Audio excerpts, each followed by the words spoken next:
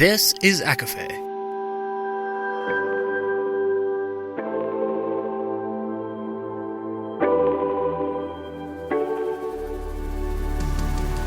Laura Marie and Jessica Marie proudly present A Court of Fandoms and Exploration, a podcast. Fair warning, everything the hosts say is explicit, full of spoilers and adult content and shall not be used against them. They have opinions. Let's try not to drag anyone for expressing themselves and just have fun for an hour. We all deserve it. This episode contains spoilers from I Darken with mentions of Hosab, Hofast, The Cruel Prince, and Shadow and Bones. For full list, please see show notes.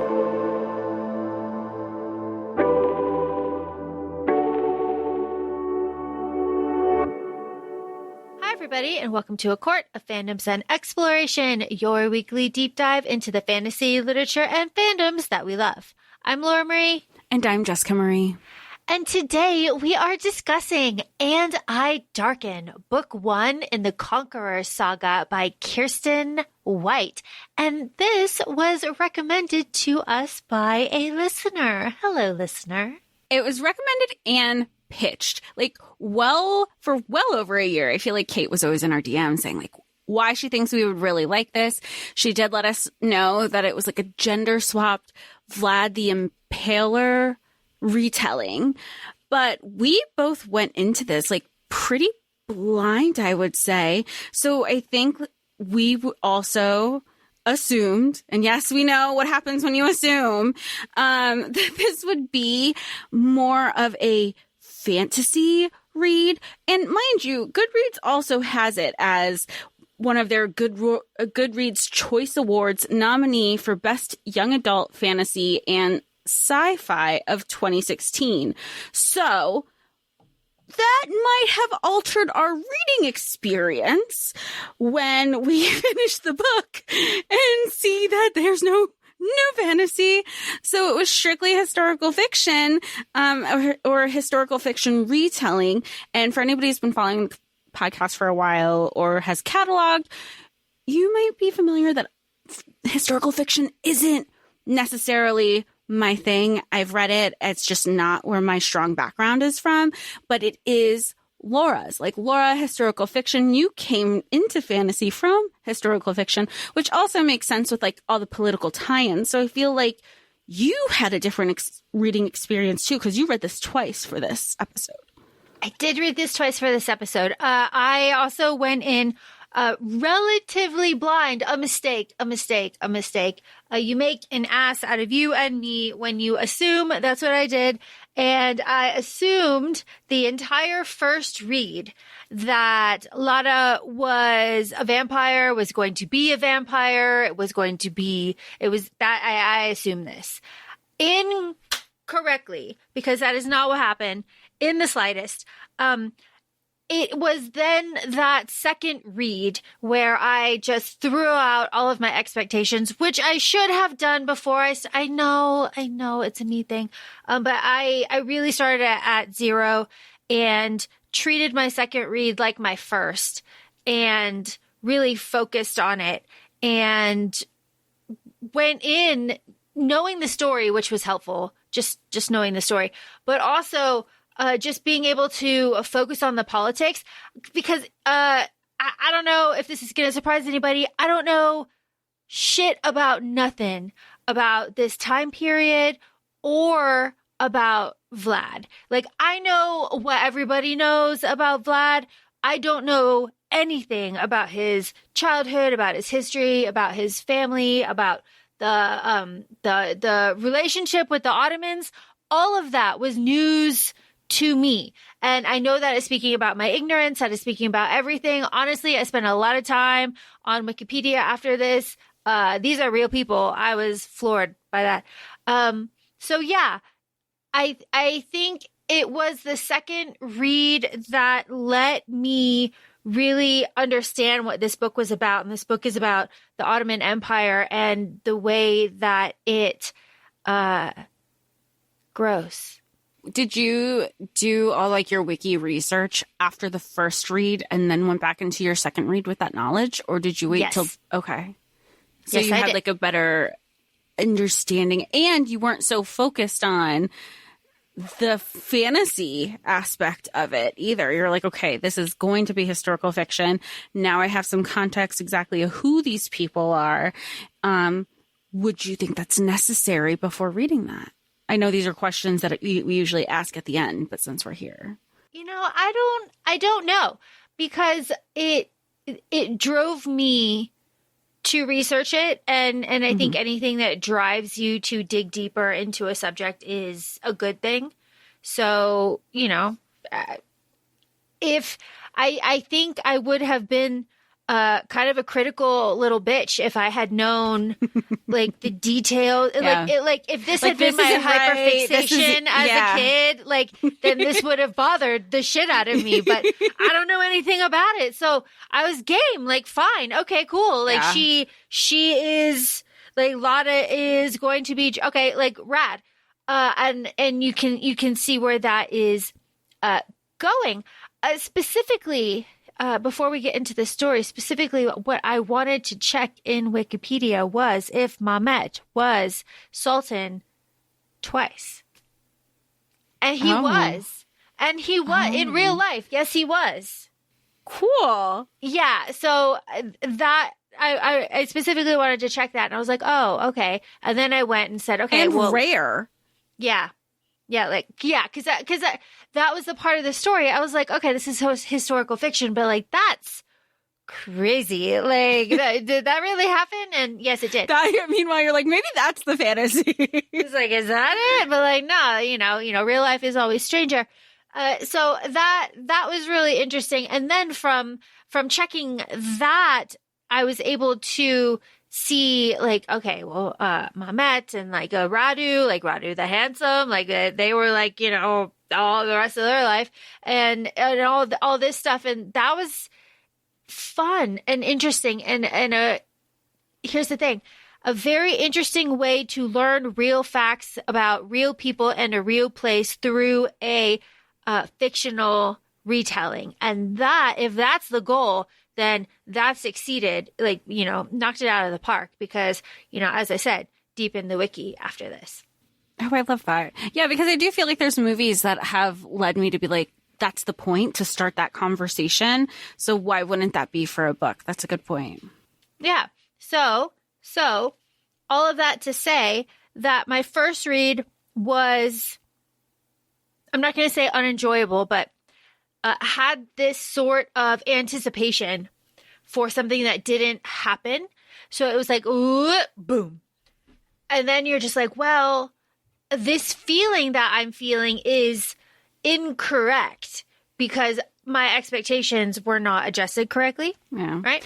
Like, it reminds me of, remember when we were talking about Hosab and then we had a certain expectation for Hosab and it didn't hit those expectations. And we were like, but that's us thing as a reader. But then for Hofas, we took it into a completely different approach and it paid out for us because we seemed to have a more enjoyable experience than what was the other discussion that is out there. So I don't know, maybe we just learned to not have expectations of anything anymore.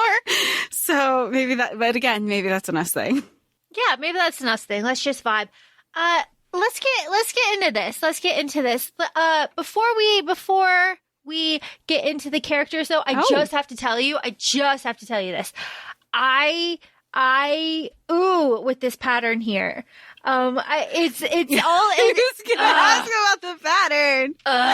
It kills me. Like, I guess, like, technically, maybe you get it in chapter 1, which is my sweet spot. You get it by 5. You get it all by 5. I know. I feel like when we started the pattern discussion, it was always like, within the first 5 chapters, within the first 5 chapters. And then we, got spoiled a lot and had it so often in the prologue or chapter 1. And then we've had a couple that are in the 5 chapter range, but not in the prologue. Because the first one is about birth. The second one is about like, I hope she's an ugly baby. Like that. Does it follow the pattern that she still stays ugly? Sure. But I oversaw all of that. Like that didn't feel like it really moved the story along in any way. But I did want to ask you, I'm like, is the pattern there? Because when we went into chapter 2 and 3 so quick, I go, I don't know about this. Yes, it's in chapter 5. That's when she gets that like rapturous feeling on the mountain, you know, where she's like, this is my home. Like, this is my mother. This is like, it was a very spiritual moment for her. Yes. And she gets the evergreen and the sprig, and she has that talk with her dad and like this that feeling. That's in chapter 5. So that's the pattern. Fuck. Fuck. Oh, ugh. Okay. Who are these people, Jess? All right. So our mains, we have, and there's no order. So we have Lada, who is the daughter of Vlad. We have Radu, who is Lada's little brother, who's like this crybaby little brother, always wants his sister to include him on things. You have Bogdan, who is Lada's childhood friend. They make a pact that they're married when they're like 11 or 13 or something. She is the son of her nursemaid growing up. And Radu just always wants to be included with Lada and Bogdan on their things. There's Mehmet, who Lada loves, Radu loves, and he is the heir to the Ottoman Empire that Lada hates. She hates the Ottoman Empire. Kumal teaches Radu and Lada Islam. Radu loves it. He finds his like spirituality. He loves Islam. He feels like it centers him. And that is part of where they're staying in the Ottoman Empire, that he just really connects with. Kumal has a sister, Nazira, who winds up marrying Radu. They're both of our queer characters, so it's really a marriage of convenience to keep themselves safe. You have the Yellow Cherries, who is essentially the Ottoman army. Halil Pasha, who he is also kind of vying for this Ottoman takeover from the Sultan, who is Mehmet's father. Mehmet is also in line to be Sultan. Uma is Mehmet's mom, and then Moad is the Sultan, which is Mehmet's dad. And I just remembered Ilyas, who's the commander, like general. He fucks everybody. Person. He does the coup, essentially. Yeah. He does the coup. And it is like Lada clocks that he is going to go on and do greater things. Like as soon as she meets him, she's like, oh, Ilyas, but he's going to do other things. He's going to do other things. And he does. I know, but it was very much one of those, he's going to do other things that's not going to impact me. Or in a negative way. We saw what happens there. Yeah. We saw what happens there. All right. And I Darken. This is mostly politics. Okay. We're moving from Transylvania to the Ottoman Empire and then back to Transylvania. And then we move around in the Ottoman Empire a bit. I think that a good way to do this is, again, to kind of skate around this because, again, I think this is a really good vehicle to pursue, like, the history a little bit more.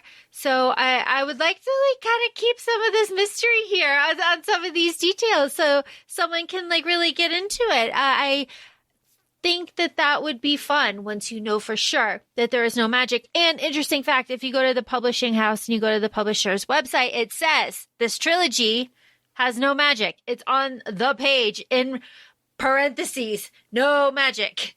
Yeah, it's the compare. Okay, so we talked about this before also, is the marketing surrounding the book too, was that you said it got like this cruel prince treatment, which I totally see. I totally see the comparison with Lada and Jude. So if you love The Cruel Prince, not because of the romance, but because of the politics, and not because of like, I don't care that it's fantasy. I don't care that it's no. If you love Cruel Prince for the politics, like the original part of the trilogy, I can see why somebody would love this book. Politics only. All right, we get into this. You want to start? Yeah. So we hit our pattern. What happens in the beginning, chapter 5, is how we end because Lada's going back to her land, which would currently it's like present day Romania. Yes, currently. When we're talking about this, we have to give the time frame. We are starting in 1435. You know, I love my dates. 1435, real place, Transylvania. Okay. A girl is born, she's ugly. I mean, it is that. A boy is born, he's pretty. All right. We got our basics. But okay, it's important to note that, of course, we're in the 1400s, a patriarchal society. Men need to be virile and only produce male heirs. So when he has a daughter, he's thinking, he's not bringing the goods. This can't be an heir for him. And her mother also knows what her fate is as a daughter in this patriarchal society. So she kind of, she prays to the universe, please make my daughter ugly, because then she's not going to be wanted. She's not going to be essayed. She's not going to be used as property. Nobody's going to want her. That is her protection that she wants for her daughter. Well, her nurse, because her nurse. Her nurse, yeah. Oh, yeah, because her mother is this like weakling. Vasilisa, which is unfortunate. I love the name Vasilisa. Which brings us to this confrontation in the sitting room when Vlad comes home with these Turkish men. And Lada does not recognize him. He's been gone for a while, and she goes after them with like a poker. They're like, I kill the infidels, like talking about like them and the Turkish there that represent the Ottoman Empire. And because the Dragul family has been charged by the Pope to, Holy Crusade. That's like their whole thing. Like, have you seen Van Helsing? That is, sorry, I started thinking about Van Helsing. Have Van you Helsing seen Van is the Helsing? vampire hunter, right? I haven't Van seen Helsing is Hugh Jackman, and then you've got Kate Beckinsale in there as well. Another Kate Beckinsale. We have to add this. Everybody is so pretty in that movie. That's another one. That is another one. Very good. Very good. Okay. Sorry, I got distracted. If you are wondering why I'm distracted, please look up Kate Beckinsale in Van Helsing and you will understand. Or also, Dracula's 3 wives are also very influential. You can look at those also from Van Helsing. All right. We are not in Van Helsing, though. We are. She's so pretty. Did you do it? And the corset. Yeah, it's the corset. And the hair is long and flowing. Curly and, we will cover Van Helsing. No worries. No, I'm excited. This is going to be like when we covered. Wait, I'm drawing a blank now. How can I draw a blank? Underworld? Yes. You didn't know you needed that. Didn't know you needed that in your life. Okay. Ugly child, pretty child. Lada is feral. And that is what her father says. Oh my God, my daughter is feral. But he loves it. He loves it. Everybody has been pretty docile of his kids, with the exception of her older brother. And he loves it. And the nurse was kind of worried because she thought it was going to be like you can't control your kids, which is what is said to Lada's mother, because she's like, oh, I'm sorry. She's like, he's like, he doesn't put that on the nurse. He puts it on his wife. You can't control your own kids. Mm-hmm. He loves it. It's what's that saying? We've talked about it before, where like a father can love their daughter, but they use their daughter against the wife to like gang up a lot. So it's very much that relationships that's happening right here. Lada doesn't care. She doesn't remember him. So once she realizes that that's her father, now it's the daddy issues that come in of seeking his approval. How can she be good enough and worthy enough for him, even though she is a girl in a patriarchal society? And the daddy issues don't stop until they do, because they do come to like a screeching halt, which is interesting. And yeah, Vlad is, her father is being made prince of their land. And he says, like, you know, your mother is a weakling. She like crawls away. And he's like, that is not your mother. Your mother is our land. I'm going to butcher the name. Valeria, maybe. Is that it? Hopefully. We're just going to say our land from now on. We both had 2 different reading speeds, so we came with a different conclusion. Yeah, it's either a W or a V. We are unsure. We did this through the audio. Valeria, either way. We're just going to say her land because that is just more inclusive. But he says, like, your mother is the land. Like, this is who you are now. Like, this woman is like weak. Your loyalty is to the land, to our kingdom, our country. And also, like, your mother is the weakest creature I've ever seen. And that is, Lada's like exposure, really. Because she is not around a lot of women. So she sees her mother, she sees how her mother is treated, how she acts, and how her father is around her, and what the position and like power structure is like in their household. And she concludes that marriage is terrible and is like a trap, which is therefore interesting that she marries Bogdan, her childhood friend, who her brother Radu hates. Which, well, he hates him, I feel like, for multiple reasons. He hates him that he seems to take his sister away. He hates the way his sister acts around him. He hates that they pick on him. It just feels like sibling jealousy. It does. It really does. And Bogdan is the nurse's son. So Radu was always feeling like he would never compete for love with Nurse, because Bogdan was her like blood son, and Radu was just like, you know, the guy that she had to raise and love, like she was obligated to. So lots of issues. And Radu also gets like the shit kicked out of him constantly. Everyone is really annoyed that he cries. Everyone really ignores him. And it is interesting here now, the politics are that Radu, Lada, the Dragul family are the usurpers for the power in the area. And there are other families that have traded the prince title back and forth for a lot of times. And then the Dragulesh were just like, hey, fuck you, we're taking it. It's ours now. But they are then slowly losing control of their forces, their land, and of their treasury. So that is like the politics that are happening on this side. So very, very interesting there. Interesting. Okay, there's also an older brother that is a bully. Matteo? Yeah, it's spelt different again, because I was trying to like get some additional notes after I read, and I'm like, I saw the brother's name, and I go, that spelling is definitely not how I heard it.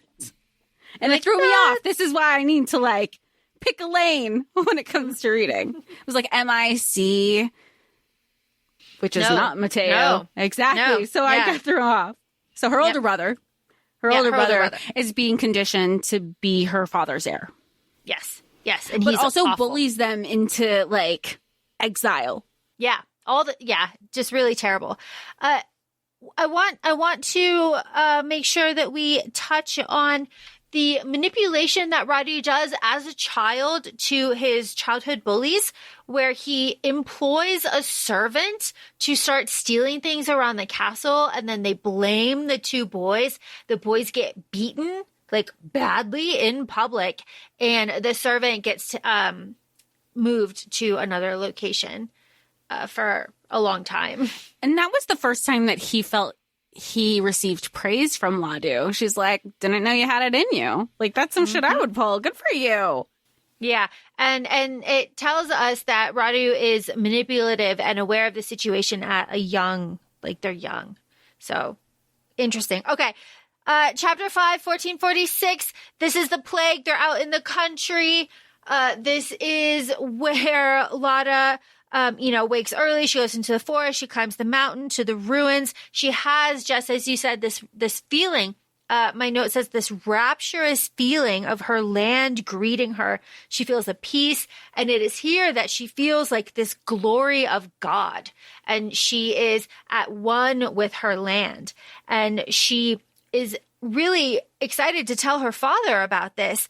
But her father is just like, meh, and doesn't give a single shit about her. And this is like the beginning of the betrayal that Lada feels for her father, because he's starting to pull away. Well, he's starting to pull away, but she also feels like nobody's going to love this land the way I do, because if her father isn't even caring, who's supposed to be overseeing and everything, he's not caring about the people. The care that she has, which it also kind of spurs her into wanting some sort of leadership that she wants to take on. And this is in addition to seeing the way her mother was treated, seeing the woman's experience in a patriarchal society. She starts creating well, what does this mean for me? What can I do? And she starts finding, and we see it obviously when she goes to the Ottoman Empire, really is she's training, she's being educated. She's trying to make herself invaluable. And she does, to a point. Where in this glorious summer, she marries Bogdan because marriage is a trap. We will get married. I will be married to you forever and no other. Palm slices, I hate that. Oh, I thought of you immediately. She says, I'll always be in charge. Yes, Lada, you'll always be in charge. We should kiss. I am your husband. They never speak of it again until they do. I like this part just because I think it shows the innocence that they still have in both of them. I mean, yes, the palm slices, immediately when they said how dirty it was like, infection. But then they were like, what are we supposed to do? I guess kiss. And they just put their lips together. And then they spent the whole afternoon just staring at each other, nose to nose, making silly games about I see you have one eye. I see you have three eye. And I feel like it's important because this is how they also remember each other for all of these years, because flash forward not too far in advance, her father knows the importance of Bogdan to Lada. So he sends him off.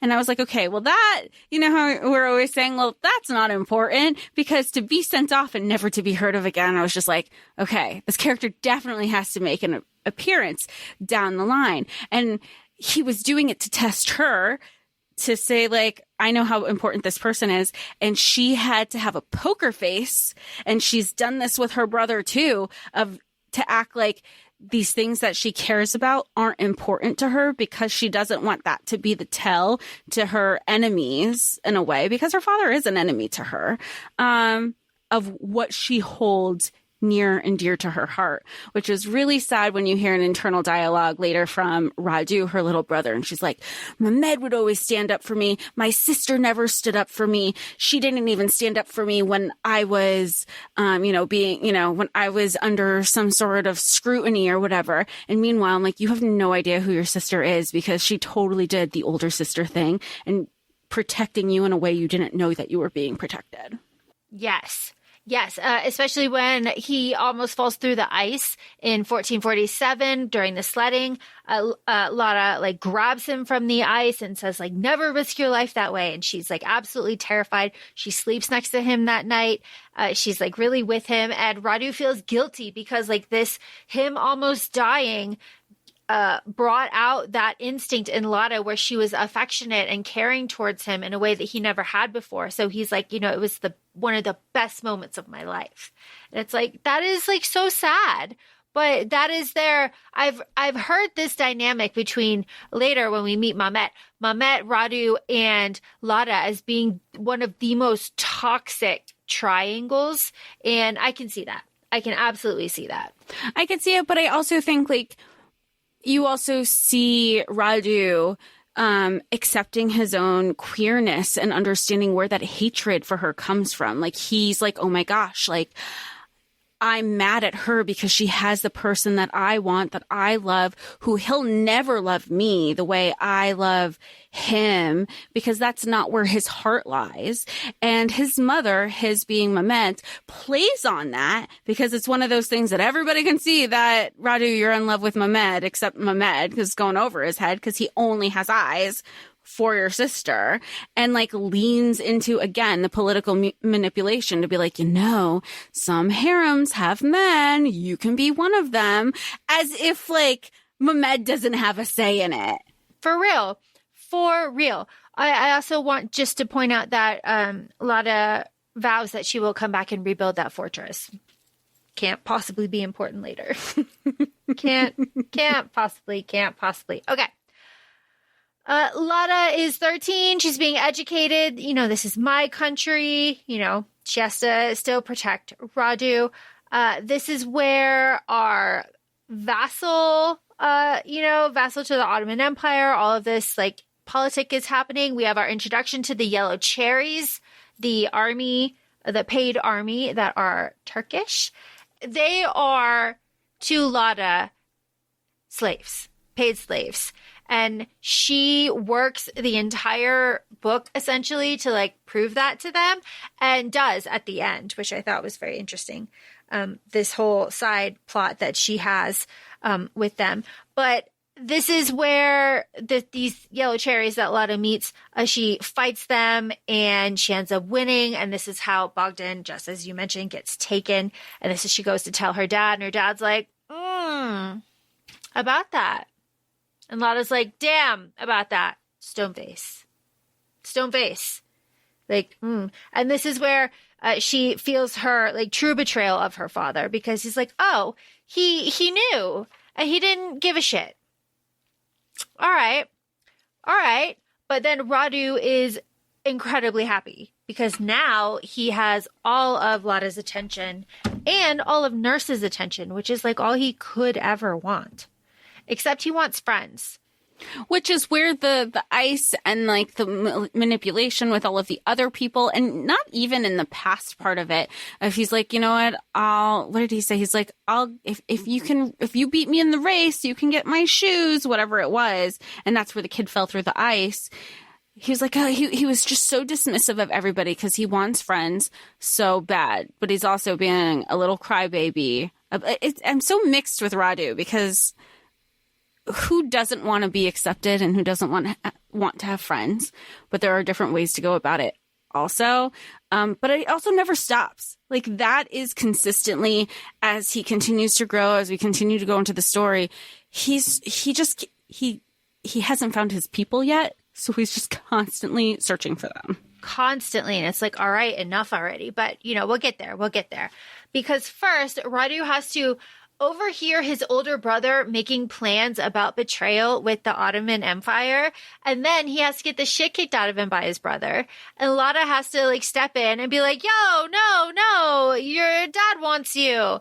And then Lada's like, oh, you're going to tell dad? You think he's going to like praise you for this?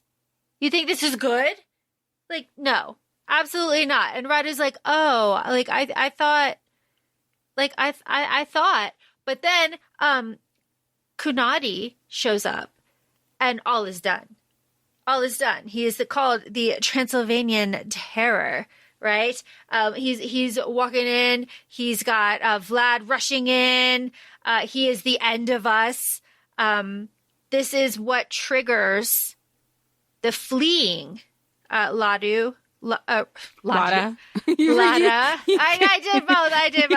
Lada, Radu, and Vlad flee and go to the capital of the Ottoman Empire to plead to the Sultan, while older brother stays and does his little, manipulations that he's doing, while everybody else has to go and beg the Sultan. And Lada doesn't leave the custody of the Ottoman Empire until the end of the book. And even when they flee to the Ottoman Empire, to the capital, it's also, again, here that they realize that they are just collateral damage to their father, because the empire says, okay, you want to come here? we're going to take your kids. And really, Vlad didn't care about them to begin with. He was just like, fine, go. And then completely forgets about them. Yeah, and then breaks the treaty. And what you're referring to, Jess, is 1448 in Edina, the capital. This is the Sultan meeting, the agreement. Like, all right, Vlad, I'll send you back with some yellow cherries and like the full backing of the Sultan. Like, I got you, but you have to pay me a crap load of tribute, and we are going to educate your children. They'll stay here with us. Like, it's totally fine. While you serve our interests, while you do that, we'll take care of your kids. And Vlad's like, sure, Sultan, cool. Meanwhile, the head gardener is fitting people onto stakes directly in front of them. And thus begins Lada's impaling education, and which she receives a very thorough impaling education throughout her time with the Ottoman Empire, which interesting. But it is also here where Lada, Lada makes the conscious decision, just as you said, to be the older sister and to separate herself from Radu so that no one can use him against her and vice versa to torture the other like that. Which makes him go through his like little brother trauma of feeling isolated even more. Nobody likes me. My mother crawled away from us. My father hates us. We're collateral damage. My little sister. So really anybody who shows him attention, Kumal being one of them, he immediately clings to. Clings to. Yeah, and Kumal and Islam, because it is after the Lada getting her period, and Radu walks in and sees her burning the sheets, and he's like, oh my God. She's like, oh my God. He runs out into the city, and then he is lost, and he doesn't know where to go, and that's when he runs into Kumal, and they pray together in the mosque. And this is where Radu feels this sense of belonging and of something bigger than him, and this togetherness of praying with all of these men in the mosque, and of this simplified relationship with God that he did not feel with his orthodoxy that he grew up with. So I, of course, really like the religious aspect of this. Of course, we also meet Nazira here as well. While this is happening, Lada's freaking out. She's just had her first period. She also knows bare minimum of what this means. It means that she can be married off. It means that she is going to be a bride, which is something that she is already against. She doesn't want kids. She doesn't want love. She doesn't want marriage. She doesn't want to be property to anybody. And she's also bleeding and is like, what the fuck? She's heard of it, but never really experienced it. But she was hoping also that she could kind of hide it from people. So in this denial, an unknown maid walks into her chambers and sees the bleeding everywhere. And Lada's very much like, shit, I have a witness. I need to kick her ass and kill her. Is this her first kill? I read it. It was so aggressive that I was like, she probably bludgeoned her. Yeah, no, she beats the shit out of her, but she doesn't kill her. Okay. Yeah, she beats the absolute shit out of her. But they do eventually, and she also has mommy issues, because don't we all? Because now she's angry at her mother. She's angry at her mother for not sharing what this means. She's angry at her mother for not being strong enough to stand up to her father. She's angry of like how she could have reacted, and she is brought to the Moad, the Sultan's harem, to kind of like educate her a little bit on what this means. Being a woman isn't so bad. And she goes, y'all seem miserable with your needlepoint, honestly. Yeah, Halima and Mara are the two wives that she meets, and it's just, she's like, no, but Mara's like, like, marriage has a purpose. It is I am here like serving like the Serbia Treaty, like I'm keeping my country safe, my people safe, and Lada is not in the mindset to like work with them and like see the bigger picture yet and to see what power she could accumulate here. She is just looking on all of this with disdain. So she's like, no, fuck this. No. So then when Halil Pasha puts her in a marriage contract and she says, I'm going to eat your tongue. I loved that part. And then everyone's like, oh shit. And Radu steps in. Oh, it's a joke. We saw our parents say that stuff all the time. It's totally a sign of affection. And Mehmet, who they had seen in the garden crying before, pops in and is like, haha, I like this. This is funny. And I hate this guy. So y'all are going to be my friends. Come to me. Yeah. You'll be like I don't want to say lackeys, but like, he's like, you'll be my charges in a way. Mm-hmm. I'll oversee you kind of thing. Yeah. But really it's just like, you'll be my friends. Like you'll be my captive friends. BT dubs, we're leaving the capital. We're going to Amasya. It's me to govern. And like, we're going to live it up there. It's going to be fun.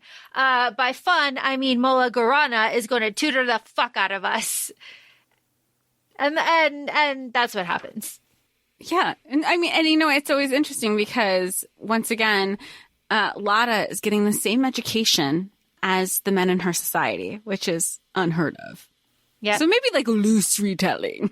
And like men of the society, Mehmet is the third son of a concubine and of the Sultan. And because of that, he has like scorn and he's kind of like the forgotten son. There's other sons, you know, and other sons have families that are in line before him. So it's like, he's like kind of forgotten, whatever. So what he ends up doing is going deep into like religious, instruction of Islam.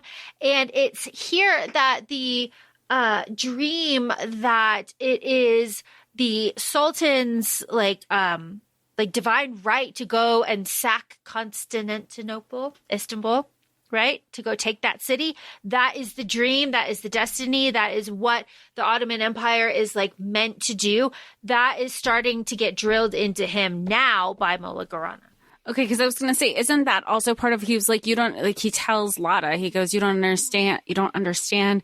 It has been said in a dream. It's part of this prophecy that he needs to fulfill. That's why he eats, sleeps, dreams of taking over Constantinople. Mm-hmm. And that's why they call him the little zealot. And that's why the soldiers like don't really respect him and they talk a lot of shit about him.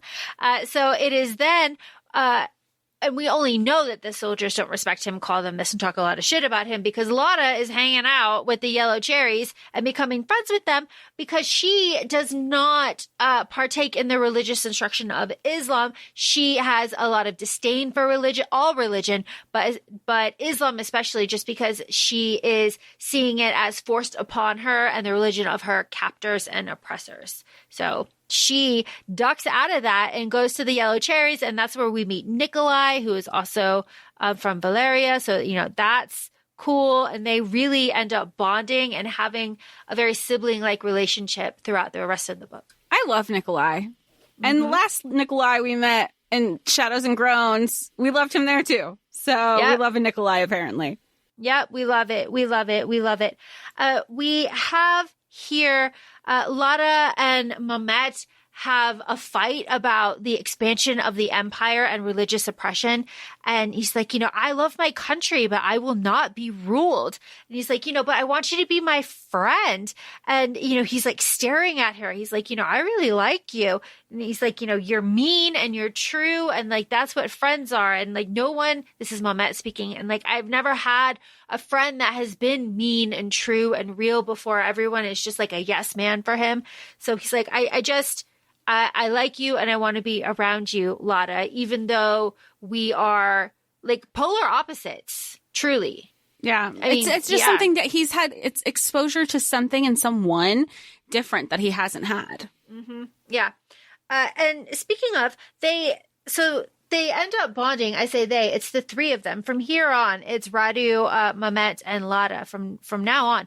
And they have this moment where they find that secret pool in the woods where Lada ends up saying, like, you can't marry any of us, Radu. Like, I know you love, like, all of us. You say, because there's this story about the lovers. And Radu's like, well, I would do this for any of you. Like, I love all of you. And Lada's like, you can't marry any of us. Like, what are you even on about? And Radu's like, oh, bet.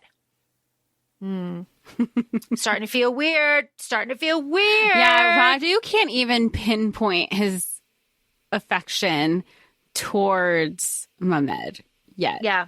He just knows that he gets jealous. He's also jealous, not just of Mehmet, but if we go back to Bogdan, I don't even think he makes this connection in this book of any male relationship that Lada has. Yep. And also there is this feeling too of, they're stuck out in the country. Like, Mehmet is here. They have the pool. They sneak out. They see the falling stars that one night, right? And Lada starts to panic, and she's like, this is starting to feel like home. This is starting to feel nice. These are starting to feel like my friends. I'm starting to feel something for Mehmet. Does my country still, like, do I still remember what it smells like? Am I really, like, I need to go home. Mehmet sent me home. And Mehmet is like, yo, like, I cannot, like, I don't have any power. I cannot do this for you. And then a split second fucking later, he's running in being like, I'm Sultan now. Sorry. My brothers are all dead. My dad made peace with Kanyati. He's fucking abdicating. So I'm going to claim the throne. Let's go. Holy shit. I'm like 12. He's 12.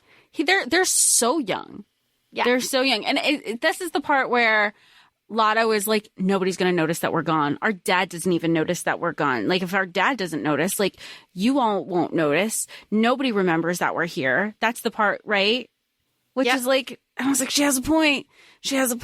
But, like, those are the moments where, if it was a movie, the second they would allow them to leave, that's when somebody else comes in. Hey, those kids we haven't cared about for 5 years? Where are they roaming? Like, you could just see how that would play out on screen if you let them leave. Oh, absolutely. Oh my God. It's just like, oof. Okay. So because they're children, they come up with this idea that, okay. So go claim the throne. And then I'm going to write a letter. We're going to start a war. And then your dad is going to come back and take the throne. And then you don't have to, like, fucking worry about it right now. Like, all will be good. It'll be fine. This is our plan. It's good. 2 weeks later, he's Sultan, and, like, his dad won't come. And he's like, fucking order him. He's like, okay. Because there's an actual crusade happening now, because the letter worked. And this is when Vlad, their father, Radu, and Lada's father broke the treaty and therefore avoided their lives, technically. So they have been killed by their father. Yeah, and to Vlad, he's like, I just killed my kids. Yep, like, whoops. While this is happening, Radu secretly converts into Islam and learns what eunuchs are, like, all in the same kind of situation, which is like a big education for him. And then he has, like, a very weirdly sexually charged experience in the bath with Mehmet. All that to say that Pasha was spying on that. So Halil Pasha is in on this. He knows that there was a plan with his father, like, all of this stuff. And he says that the crusade is over, my guy. Like, it's all done. Like, and you will be safe because I'll be on the throne, and, like, all is good. All is good. It is here now where we meet Ilias. Ilias has been promoted. He's a big guy now. Bigger things for Ilias. And the cherries are hungry. They want more pay. And thus begins their secret little rumblings of rebellion that carry us through the rest of the book. Which is important to know. I mean, I feel like we can flash forward since we're only, like, giving little things here and there. That rebellion, I also kind of feel bad for Mehmet, because here he was thinking, I'm being a good leader. My second time around, I saw in.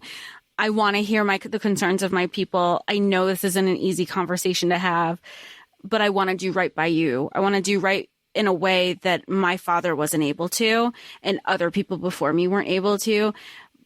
But I get the frustration from the Yellow Cherries because they're like, we've heard these spiels before, so we had to take matters into our own hands. We're sure that you believe what you're saying, but that's not necessarily how it's going to iron out. So like the movements were already being made. Yeah.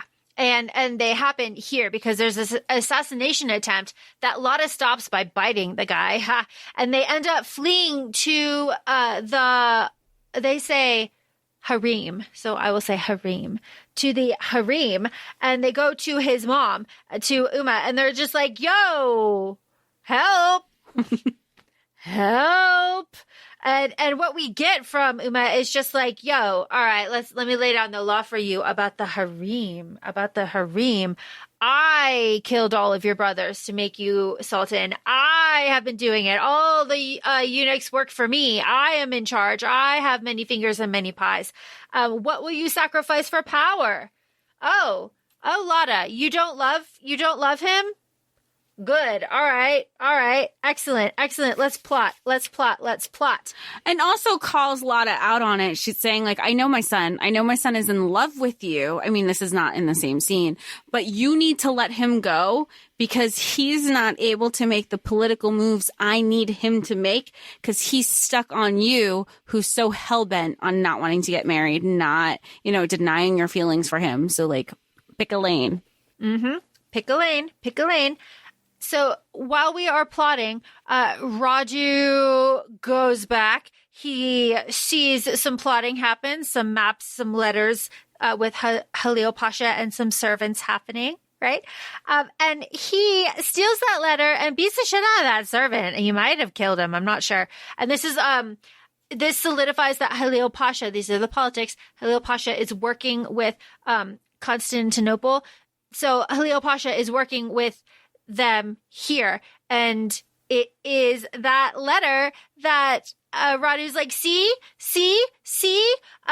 we can use this, and Huma's like, all right. This is what we're gonna do. You are gonna be horrible friends. I cannot believe that they did this, honestly.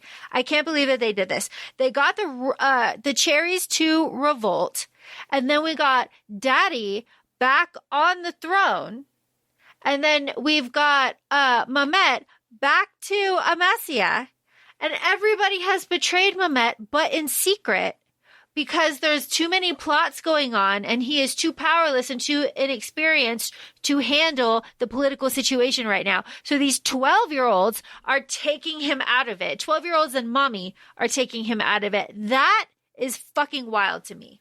Because this is where his mom said, you're both great friends, but also shitty friends. If he ever finds out about this, he's never going to forgive you. Because Lada and Radu at this point, they're like, we value our friend and can't imagine our friend not in our lives. Mm-hmm. We'll control the situation the way we think is best so we can at least keep him as a friend as opposed to lose him forever to politics. And exactly. Death due to politics. Yes. And now it is 1451. It has been 2 years since all of that happened. Mehmet has been out on putting down a rebellion. He did really great. He has not come back to Amasya. He is in the capital building ties, but Uma comes back to Amasya and he's like, yo, he wants to come back here to you, Lada. You need to give him up. What the fuck is going on? Like, you're sitting here, you look like a man, you are not doing anything to like help yourself, to embrace, because the whole thing with her is like, embrace your power as a woman. You can do more as a woman than you can fighting against the restrictions of the men in the army. That's kind of like what ends up happening. Which I understand where his mom was coming with that. She's like, we are fucked. We live in this patriarchal society, so use your feminine wiles in the way that'll work for you, because that's what she was doing the whole time through her master manipulation. Yeah. Yeah. And she's like, oh, here, I'm going to tell you the story of Theodora. Did she do that in pants? She still needed a man. She's like, you understand this story. Release Mehmet. Release him. If you're not going to rule with him, like if you don't want it, then fine. She's like, we're not holding him back. Yeah. She's in denial. I think they were both in denial with each other. The mother was like, I see my son in love with you. But Lada was very much in her head like, lady, you're crazy. You don't know the relationship that I have. Everything has been really platonic. So I don't know what you've concocted in your mind, but that ain't it. And then she sees him and she, like, when he comes back after being gone for a while, and she's like, well, shit. Well, shit. It is also worth mentioning that this is the break that happens with Lada and the soldiers. Lada is laughing and drinking with the soldiers, very happy to be reunited with Nikolai. And Ivan gets touchy-feely and Nikolai has to step in and save her. And it just doesn't go over well. And Lada feels the otherness, and it is never really repaired. She is never really comfortable back with the full regiment again. No, because it was until that point, and even when she had conversations with Nikolai, she's like, I'm one of the guys. And when that happens in the situation and Nikolai stands up for her in front of her, she was like, here I was thinking I was one of the guys. I was always respected. I was accepted. And to realize in that moment that she wasn't, she goes like, how often has he defended me and needed to when I wasn't in the same room? So there's a safety involved there. Yeah. I mean, we can go over these things kind of quickly. Lada is upset about this. She goes to the secret pool to kind of reflect. And she's like, I'm powerless. I'll never be a yellow cherry. Mehmet jumps in this pool. Hello, bitch. And jumps on top of her. And they end up having a very sensual stolen kiss that Radu interrupts. And she's like, oh, fuck. Okay. What the hell just happened?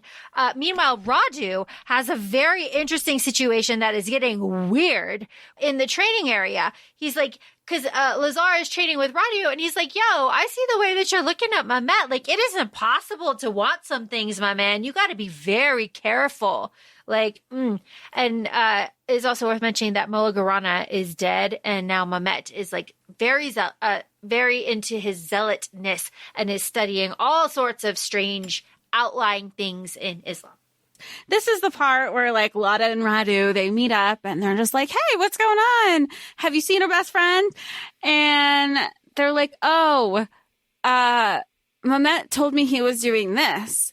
And they were like, that's weird. The other one was like, that's weird. He told me he was doing this. So then we as the reader, and them, Lada and Radu, see Mehmet walking through the forest, and they're like, okay, well, something's definitely going on, because he told us two different stories, and now he's doing neither of the stories that he told each of us. So we're going to trail and follow him. So they, as in Lada and Radu, trail and follow Mehmet to find that he goes into a harem where he has all of these women. Oh my God, welcome, Mehmet. We missed you. Including a child that is given to him. So he's had a child his time away, and Lada is gut punched.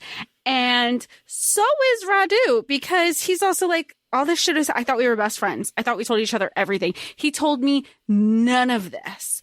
And so they're both devastated in their own way, but from the same, I don't want to say I don't want to say the same denial. What's the word that I'm looking for? But they're both upset by the same, what they feel like is betrayal. That's what I was looking for.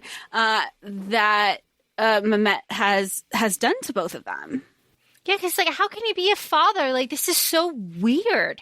And you just and Lada is also like, you just kissed me. You just kissed me. You have this wife. What is happening? You have a kid. You have a wife. You have a harem. And we just were like, and it wasn't like a casual kiss. Like, she was straddling him. He's grabbing me by the thighs, and my brother is about just like walked in. She's like, this is awkward. This is awkward. And then, like, split seconds after this, again, Mehmet running into rooms. This is his preferred way of communicating information. I'm engaged. And they're like, what the absolute shit is this? And he didn't know that he was engaged, and everybody's upset. So then we are in 1 month of wedding ceremonies, and Uma is there, and she is sick. She is not doing well. Lada is not doing well. The Sultan has a new baby. No one is doing well. And it is at this, and Mehmet does not like his wife at all. They are not getting along, and he is like over the celebrations. It's just not happening. So like a month later, right? We have we have Lada just like all of this energy, nowhere to expel it. She is just like bursting at the seams. So and Radu has gone. So she realizes that like, what can I do? I need to hyper focus on something. I need to fixate on something. How about Halil Pasha? He's got to be the one that is going to attack Mehmet. Like, he's got the most to gain. So what am I going to do? With no plan whatsoever, I'm going to sneak the fuck into his house, because I'm looking for evidence, and I'm going to run smack dab into Radu, who is also there collecting evidence by being there with his son. They didn't tell each other that they were going to collect evidence, and she feels like her cover is blown. She's like, well, she's shit. like, God damn it. Yeah. She's like, why? Like, what is like going on? And this is where Radu has like an kind of like a break with Lada. He's like, look, at the wedding, I tried to get you to dance with me, to tell you like what I was going to do. I had this plan. Like, you can't do any of this climbing in like windows and sneaking into rooms. Like, I'm here by invitation. I'm listening to all the gossip. I'm in the room where it happens. You aren't. So like, stay the fuck out of my lane. You're screwing up my spying. And Lada's like, whoa. Okay. And this is something that Lada has internal thoughts too, seeing Radu coming into his own, like he is being accepted and playing the game and knowing the rooms that he's supposed to be in, and not being shunned and ignored the way she is because she's a woman and he's not. Mm-hmm. Mm-hmm. And so Mehmet, a little bit later on, Mehmet, Radu, and Lada have the conversation of like, you're a father? No, shut the fuck up. You're a father? And Mehmet is like, yeah, it's really weird. I forget about it a lot of the time. And Lada's like, I'm sorry. No. And she leaves and she slams her door shut, and like a little puppy, out comes Mehmet. Which I love that lot, because, I love this part also because Radu is just like, hey, dance with me now, and he's trying to make his sister laugh.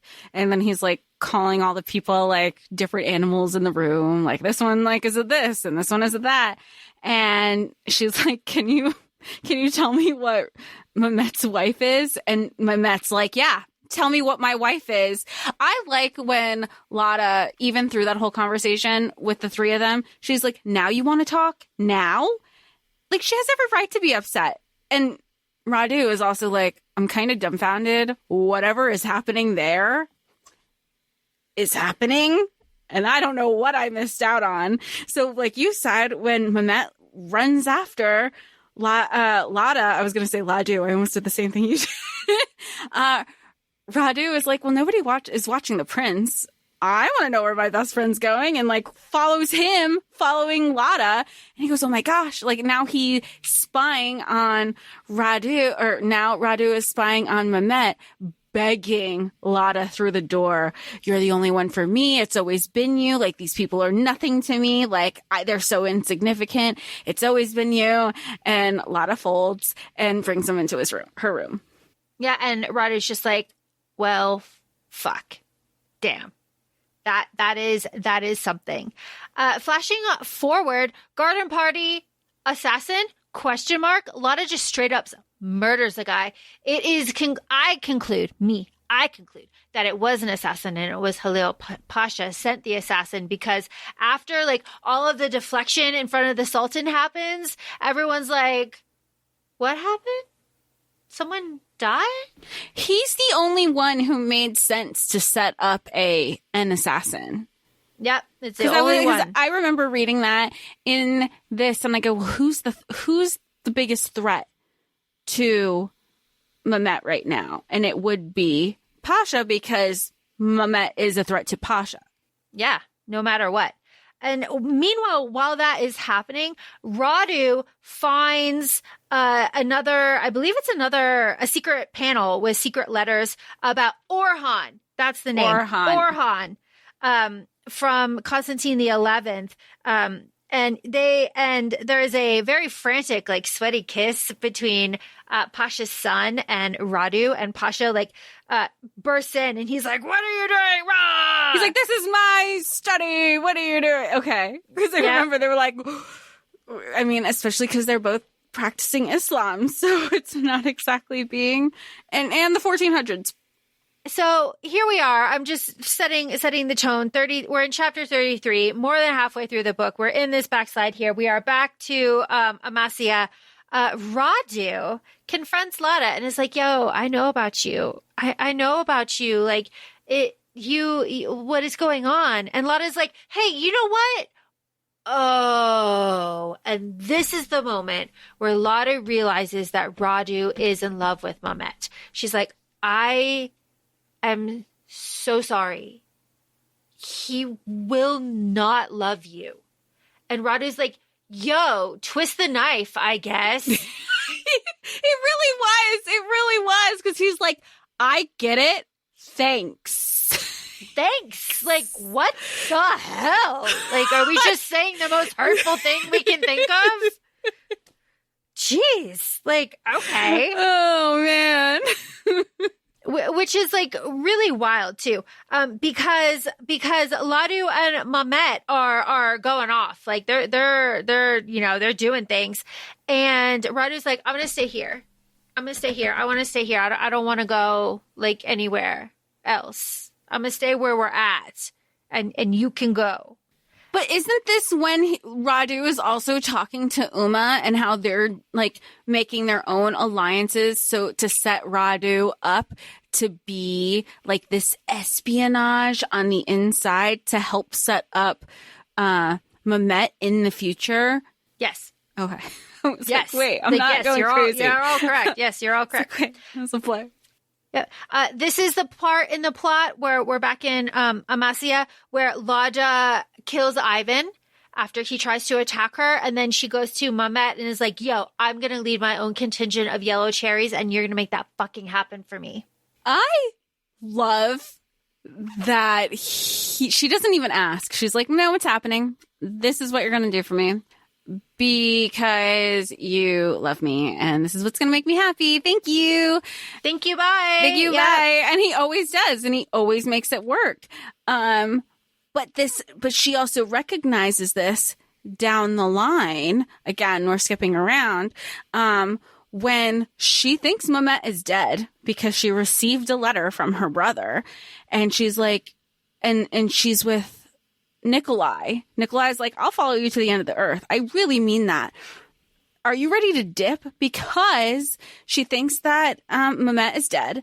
Mehmet is really the only thing that's keeping her alive, with his promises that she can run things, kind of like the freedom that she's been allowed thus far.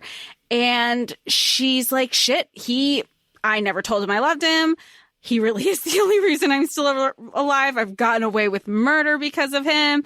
Now it's time to dip. Her and Nikolai's like, "Finally, now we can go. I've just been waiting for you the whole time. You've been so stuck on Mehmet." And he is alive. He winds up being alive. But it changes the whole trajectory of what the original plans were, which Nikolai kind of holds against her for some time. Yeah, rightly so. He's a little pissed about that. Radu is at a party, and we learn about Skanderberg and the Albanian betrayal. I mean, that's just important. It's just setting a standard. Like, oh, you trained him, and then he used all the training to betray you? That won't happen again, you know. But the important thing here is that Radu reads a poem for the Sultan, and the Sultan is enraptured, and Radu does not leave the Sultan's side for a significant section of the book from now until the end. So there we go. Radu is also reunited with Kumar for a little bit, and he had returned from Mecca. So that's very fun. That's very fun. Lada has her test with the yellow cherries. It's successful. There's a lot of like subterfuge, you know, and, you know, fun stuff. And the guards are only Valerians. So Lada only leads soldiers from her land, which is very interesting, I think. So very, very fun. Very fun there. What I liked about that is that her reasoning that she gave them was the first reasoning that I thought, because they make it a point to say the Valerian language is only spoken, not written. So, and only people from her land spoke that language. So it made sense in my head from like a political standpoint, when you're guiding armies, that the other, you know, that the enemy won't know what your next move is. Kind of like when people, they train their dogs or train their animals in a different language than the country that they're, you know, the base language of the country that they're in, because then you're like, oh, they're not going to listen to an intruder giving them a command because it's not the command in the language that they're familiar with. Which is also like makes total sense too. And we have then Radu goes to Kumar's home. This is just setting up that Nazira is in a relationship with her maid. That's important later. We see them like, ha ha ha, oh, there's a bee, ha ha ha. And Radu, because of this poem, is in charge of some yellow cherries, which is like interesting. Okay. Very, very interesting. And Halil Pasha and Ilyas are working together, and that's interesting. I wonder why that's happening. So Radu has his yellow cherries spy on Ilyas and Halil Pasha, which ends up happening later. Okay. We have a new baby. Mehmet is always busy. Another baby. This isn't the original baby. This is his second baby. His second baby that Lada just happens to stumble upon when she's doing war games. You know, they're playing assassin, and they're trying to like beef up security. And she breaks into the harem, and she sees this new baby, which she has been. I mean, they're not fucking, but she has like been with Mehmet for like months at this point, and he has not mentioned this baby at all. And this is where it's like where it's like, I love you, Lada, like let me love you. And this is where Mehmet is going on siege now to Kruj. And Lada's like, okay, fine, you love me, take me with you. He's like, no, I'm not going to take you with you. You have to stay here. Like, you're the most important thing. Like, yeah, where she pushed back on him. She said, she was like, why? So I can take care of your baby. At the same time, though, I feel like Mehmet, he's barely like, I didn't even know I was like that good at baby making. Like, I didn't even know y'all are finding out the same time I'm basically finding out. Yeah, because he thinks of it as like, he's like, it's a duty to the throne. And Lada's like, no, I don't want to hear it. I don't want to hear it. Fair. I get it, though. Like, I'm very much like Lada. I get it. And because, though, that she's so upset by the baby and by the, like, hey, by the way, I'm leaving all at once, she's like, you know what? No, fuck you. Like, she realizes that she loves him. She's like, I'm not going to tell him. He deserves not to know. Like, he deserves to die without me knowing. Like, you know what? Fuck you. Like, So they go on siege. 1451, Albania, Radu is on siege. They've been there for 3 weeks. Skanderberg is burning his own crops. Radu has soldier life happening. 3 months later, after that,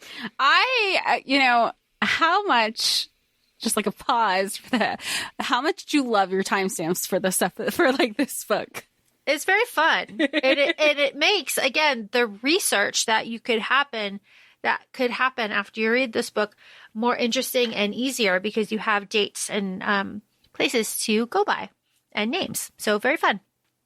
3 months later, we have our gunpowder introduction. These are just letters, weakness is a lure, expand or die, dealer of death, all of these things.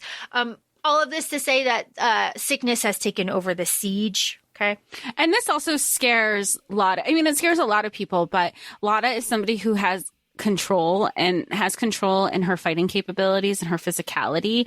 And she leans on that. But she also says, she's like, you can't throw a sword. You can't throw a dagger at a sickness. There isn't a cure for that. And so this is where things start to spiral because you also hear that, Mehmet's mother is sick. And then she hears that Mehmet might be sick. And then she's like, oh my gosh, I have nobody. And my brother and I aren't on speaking terms. So who is there? Yep. And now it's 5 months into the siege. Kumal is dying and Radu has to promise to take care of Nazira forever. Cool beans. The tunnel collapses. This is where Radu and Mehmet meet for the first time. And he's like, I'm spying for you, Mehmet. Duh. So that when you're ready to be Sultan, I will have all of this information for you. When you're my, and Mehmet's like, no, you're my best friend. You have to come, be with me. I need you. Lada needs you. And Rada's like, I'm going to stay with the Sultan. Thanks. I don't really like that. And Lada is like, Nikolai, would you kiss me? And Nikolai's like, no. He really was like, no offense, but full offense. The horse, I would rather kiss the horse. And I actually think the horse would like it. Yep. No. So cool. He's like, I will follow you to the ends of the earth, but no. It really was like that. And then, Jess, this is the scene that you described for us earlier about the letter and Nikolai and the agreement to flee and how they're absolutely all ready to. They're all ready to go. But then Lada's like, devil take you, Mehmet. And Mehmet's like, where? Where is he taking me? And Lada's like, what? You're alive? What about this letter? And Radu's like, well, and Mehmet's like, well, that's Radu's signature, but that's not his handwriting. So you got fucked there. Somebody was trying to make you flee. What is going on? Huh? And Lada's like, well, I guess I'm going to stay. I'm going to stay for you. And Nikolai is like, fuck you. That's lame. And he gives her shit about it for the rest of the book, which is really good. But I mean, we're on the backside of this plot. Radu and Kumal who didn't die, are making their way back to Kumal's estate. And this is where they get Skandabar. Then they have this confrontation. And this is where that line, or some victories are defeat in different clothing. And this is where Radu gets the nickname Radu the Handsome, which is real. When you wiki him, it's Radu the Handsome. I thought that was a cute addition. I was like, oh, that's kind of cute. I don't know. Yeah. I didn't do any wikiing, clearly. Sorry. Yeah. No, it's just fun stuff. Yeah. But Radu is, though, shackled to the Sultan. He's not that handsome. Maybe he was for then. Maybe he was, yeah. The Sultan is drinking himself into a stupor. Radu has to wait on him hand and foot. He's paying servants to spy on Halil Pasha. And oh, by the way, you still have to marry Nazira, says Kumal. So, okay. Which Radu is on the fence about. And then Nazira begged her side of it. She's like, I see you, Radu. And he goes, see me what? See me what? And she's like, I see you. I know you. I am you. So can I at least have my happiness if you can't have yours? And he's like, well, shit. If I can't have my happiness, she should at least be able to live hers. Mm-hmm. And that is when Radu sends his message with the runner boy and says, holy shit. Everything is happening right now. I know you were planning your dream attack on Constantinople, but shit is going down. the capital is going to be infiltrated. The Sultan is dying. Pasha's coming to kill you. Like, we got to go. We got to go now. You need to flee. And this is where everybody's like, all right. Tell Ilyas, tell everything we're going. We are going now, though, right? Like, we are going now. Radu meets up with Nikolai, and the plot is that Orhan is like a pretender to the throne, Constantine's ward. He will rule as regent. Like, all this shit is going to happen. So what are we going to do? We have to get out of here. We're going to dress as women. Let's dress as women and sneak into the harem. Which I love, because this is, this is where Lada is kind of embracing the thing that Uma was saying for a while. She's like, people are like, yeah, but you know what that means when you walk into the harem, you're automatically belong to the Sultan. She's like, but I'm not going in as a woman. I'm going in as an assassin. And look at all the things that you could hide under a skirt. Yeah, it's like, come on. The Sultan is also in the harem. So it's like, do you want to go see your dying dad? They're like, nah, we got politics to do. Go get Doyen. He is the leader of the Yellow Cherries. Bring him in. Radu's there. Mehmet is there. He's like, what can I do to keep you on my side, my guy? Let's do our politicking. Mehmet is like, what can I do? He's like, all right, pay us more and don't go attack the city. Don't go attack the big C. And Mehmet is like, all right. Word. I can do that. Meanwhile, Ilyas arrives and says the Sultan is dead, and Mehmet is up and starts addressing the people and is like, hello, people. Hello, it's me again. We are all here. Hi. We are here. I am Sultan. BT Dubs, Halil Pasha is my Grand Vizier. So crown me, give me my sword. I am Sultan now. And Huma is like, all right, we need to scheme. You need to kill your half-brother. Shit is going down. Kill your little baby brother. Mara, the infant baby. The infant. Yeah, the infant. Meanwhile, Mehmet sends all of his father's wives where they need to go. Like, Mara ends up going home. Good for her. And Mehmet's also like, yo, show me the money. I need to see the tax records. Give me everything. I want to see everything. And where funds are mishandled, I want to reallocate them. Mm-hmm. Again, like, he has the right direction. He has the right. I think they all needed to grow up to have like a bigger vision of how to handle bigger picture. Yeah. And handle bigger picture. Radu has married Nazira. He has a little estate that has been given. And Nazira is like, you are always going to be alone, but we will be friends. We will be each other's beards. Like, it's all good. And she genuinely wanted to be his friend. Yeah, she really did. She's very sweet. And it is like a good insurance for Radu, just like for optics. So like, I get it.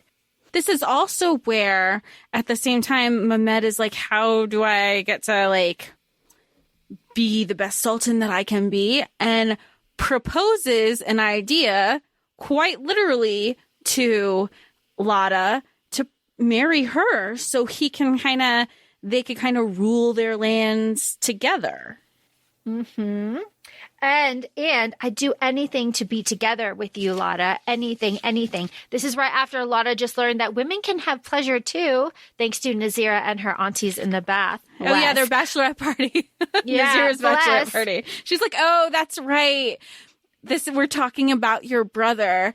But Lada doesn't know that Nazira knows about Radu. So they're both like, they're both playing like, we don't know what you know about your brother, so we're gonna act like everything is not what we know. It's really cute. What's not really cute, I guess it could be, is after Mehmet is like, what do I need to do for you and me to be together? To which I would say, crown me. I thought of you in every scenario that we talked about in these moments, because he's doing exactly the thing that we beg for these opportunities to happen. We're like, beg for, like, and we talk about like the man is the head, but the woman is the neck, and the neck can move the head in any direction, which the head moves. It felt like that. Or like when we talk about, again, not my expertise, but the whole like, crown me and let's rule the universe together. That's what he's giving her. He's giving her that. And she said no. Not only did she say no, but Bogdan walks in and he's like, yo, what's up, wife? more or less. I know. And then, which is so funny, because then, what's his face? Mehmet is like, wife? Husband? What? And I feel like Lada is like, you need to calm down. This is something we did when we were like 12. You have a harem and 2 kids. Slow your roll. Yeah. Like, slow your roll. But he's so jealous. He's like, no, you can't hang out with him right now. Come to the treasury with me. And he like kind of manipulates her time a little bit. Oh yeah, he'll be like, I'll see you in my room. Yeah. Every time she's like, no, you won't actually. But meanwhile, Bogdan, though, does not, like, he stands on business. He's like, why the fuck are you still here? Like, let's go now. Like, what are you doing? And she's like, tangled threads. Her thing is all threads. Her threads are tangled up in Mehmet. So here we are. All right. Radu is back from his, this is the end of the book. More or less, Radu is back from his like honeymoon or whatever. He couldn't deal with it. He couldn't deal with it. So he's there and he sees the envoy from Constantinople. It's a St. George story. That's a threat. And we're talking about envoys. We're talking about Orhan. We're talking about more money for him. And Radu's like, all right, that's fine. But we're going to create a navy, right? We're going to create a navy. Oh, by the way, Radu, your dad's dead. Kunyati did it. You're the heir to the throne, though. And Radu's like, no, do not send me back to that godforsaken country. Fuck that country. I want to stay here with you and with Islam. Yeah. That is where I want to be. He finds his peace here. Mm-hmm. And Mehmet is like, all right, bet, because I didn't want you to do that anyway at all. I wanted you to stay here with me. All right. Now. Here is the revolt. Here is the betrayal. Chapter 49.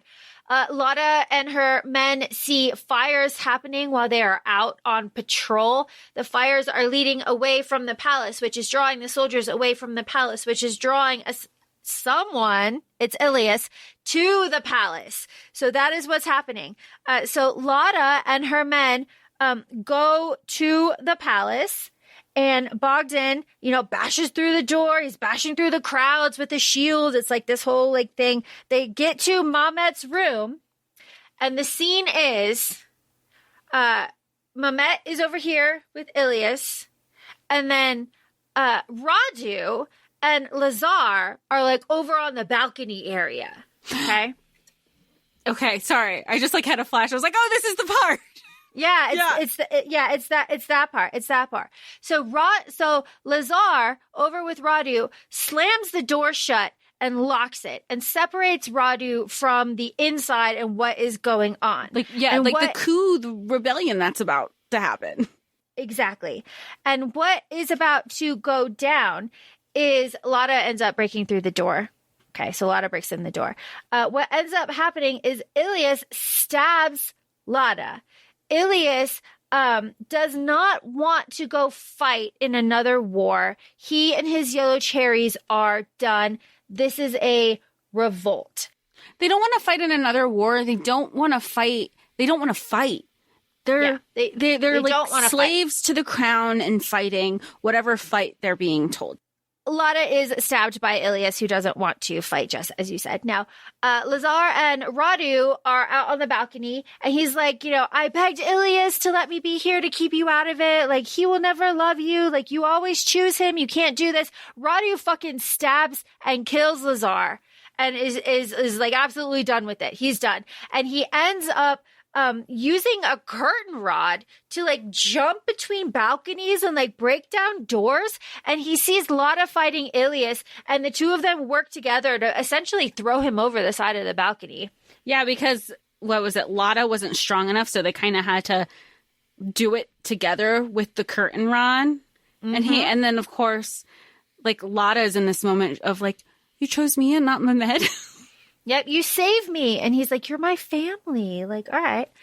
So what comes out of this? Ilias is alive, but he ends up being executed. Dozgan is exonerated. He had nothing to do with it. And he's the leader of the Yellow Cherries. So Ilyas just like power grabbed and like tried to take over. Mehmet makes himself head of the military. Shit like that is never going to happen again. Halima shows up and she's like, yo, you sent for me. And Mehmet's like, did I? All right, let's talk about your future. Okay.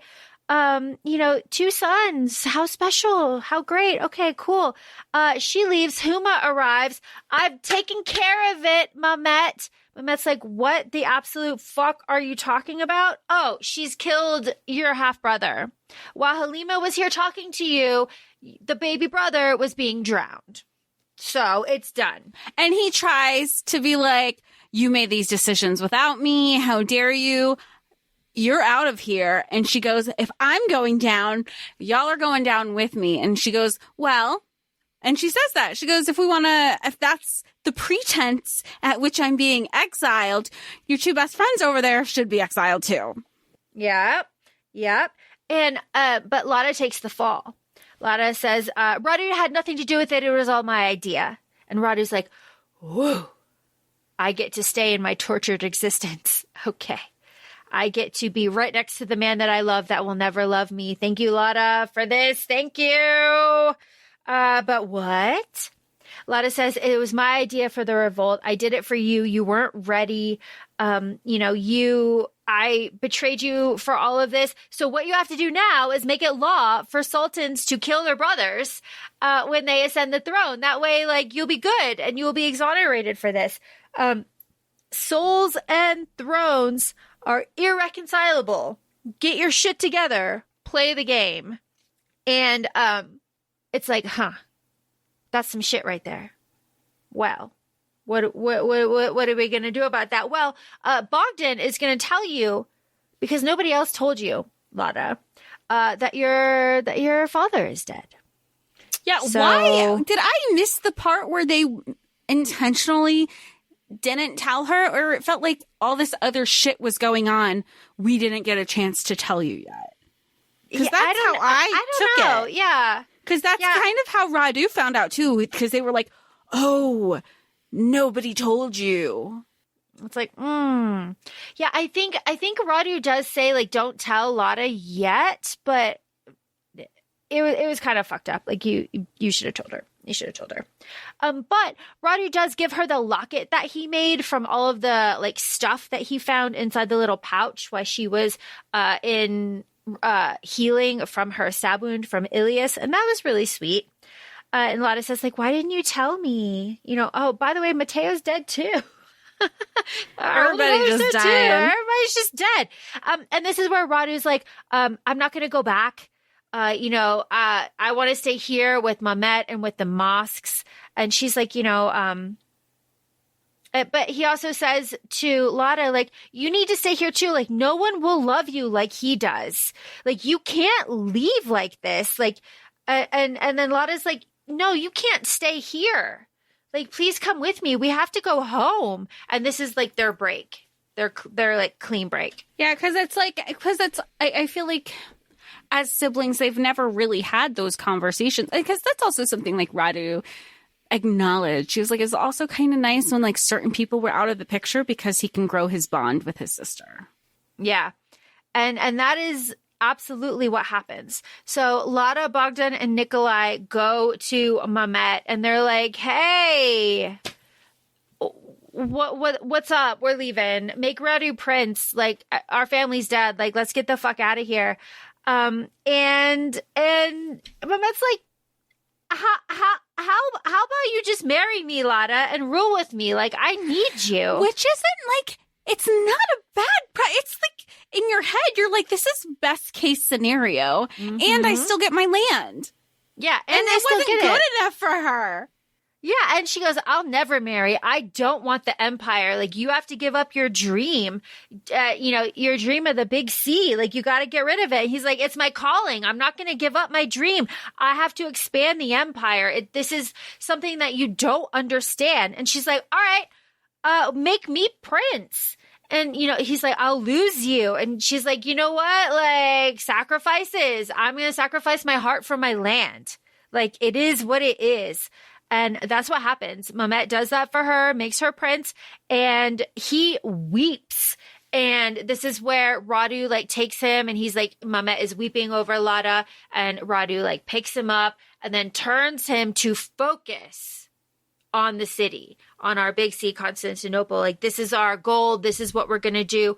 Don't focus on Lada. Our focus is together on the future.